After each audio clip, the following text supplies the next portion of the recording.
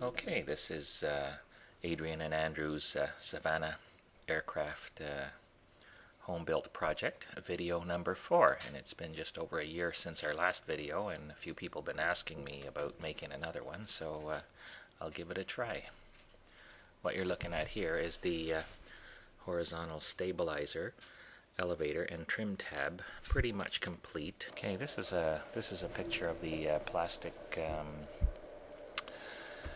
horizontal stabilizer tips, the brackets that holds them in place. They had to be fabricated and installed, and the plastic tips are held in place by these special riv nuts, and it's pretty neat how they are fastened by almost like a rivet gun. It holds them in place.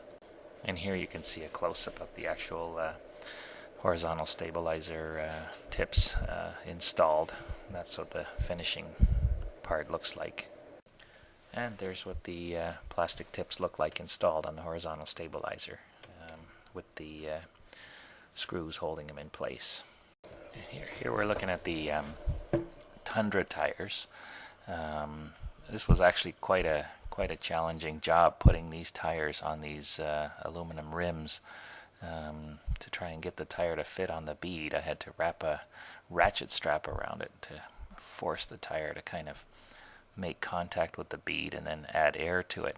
Problem was, after I got all the tires installed, they leaked air, and I had to take them all apart again, and that was quite the challenge, as you'll see by so getting the tires off the rims. I had to make this homemade contraption here with these threaded rods and nuts and bolts. It was quite a challenge to get those tires off so I could make a better seal when I put them back on. Okay, the airplane was ready for pre-cover inspection, so I called the MDRA inspector, which is a minister's delegate recreational aircraft. He comes over and he checks all of your workmanship before you close up the whole airplane. Close up the different panels on the wings and on the stabilizer, elevator, rudder, everything, fuselage. Gives it a really good once over and makes sure that your workmanship is up to standard. And when he does each area that he inspects, he puts this little sticker on here and records everything in a book. And he'll have to come back when the aircraft's completed and inspect it again. But he was very happy with the workmanship, which of course made me really happy too. And I was able to ask him quite a few questions about things that I had in mind, and so that went really well. And so these stickers are all over the inside of the plane in different areas, but most of them won't be visible because they're hidden by the panels of the plane. Here's another picture of the horizontal stabilizer. Like I said, the inspector had already inspected everything, so now I'm closing everything up, and these are all the clecos on this part here, and I'm getting ready to start riveting everything. Here's a picture of the horizontal stabilizer and the elevator, and this little piece here is actually called the trim tab, and what this does is takes pressure off the control stick if you're in a climb or a descend, so you don't have to hold it there. It will maintain the angle of attack, so when you're climbing it's not as tiring on your arm. Also, it acts a bit like a power steering thing too. When you're moving the controls, it uses the air pressure to make the controls easier to move, as well as this is electronically assisted as well, so it's kind of like a pretty neat power steering feature. The plane is getting bigger and bigger, and the problem is I don't have enough room to put the plane in the garage, so what I had to do was cut a hole in the back of the garage so I could stick the tail out. And I built a wooden box on the outside of the garage, and that way I can still walk around the front of the plane while I'm working on it. And I often thought what my neighbors might be thinking when they see this wooden box bolted to the side of my garage, but hopefully it hadn't been noticed too much. None of my neighbors really know I'm building this plane in the garage. I wanted to keep that quiet just to keep any unwanted attention, people coming over and that kind of thing. You never know.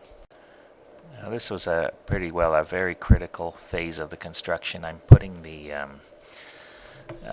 main structure for the wings. This is where the wings bolt onto these pipes and these not engine mounts, but the wing mounts. And if they're not perfectly square, what happens is one wing will be forward and one wing will be back. You'll wind up with the wings being misaligned, and that's not really a good thing in an airplane. So you want your wings to be perfectly aligned with each other. And the measurements here were critical, so I took quite a bit of time in doing that. And you'll see by the next picture, I put these wire braces crisscrossing diagonally or kitty-cornered, whatever you call it, and you can turn these little turnbuckles here, as you can see in this picture, and that will cause the pipes to line up evenly so that the frame is perfectly square. This is critically important for the plane flying straight and fast. So I had these wire braces all over the place before I started drilling holes in the pipes and riveting them together. Here you can see the more wire braces with turnbuckles on them to get everything square.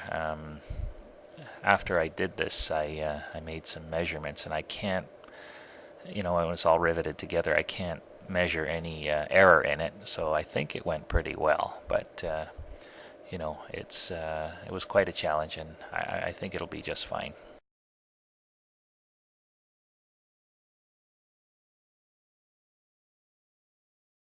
This is a picture of the throttle linkages in the engine compartment on the firewall. There's dual throttles. This airplane is equipped with dual controls for the pilot and co-pilot or first officer, whatever you want to call it. And so there's two throttles and basically two sets of pedals, dual controls. Okay, that was video 4A, and now you can click on the YouTube link for video 4B, since I am limited to the number of minutes I can put on YouTube.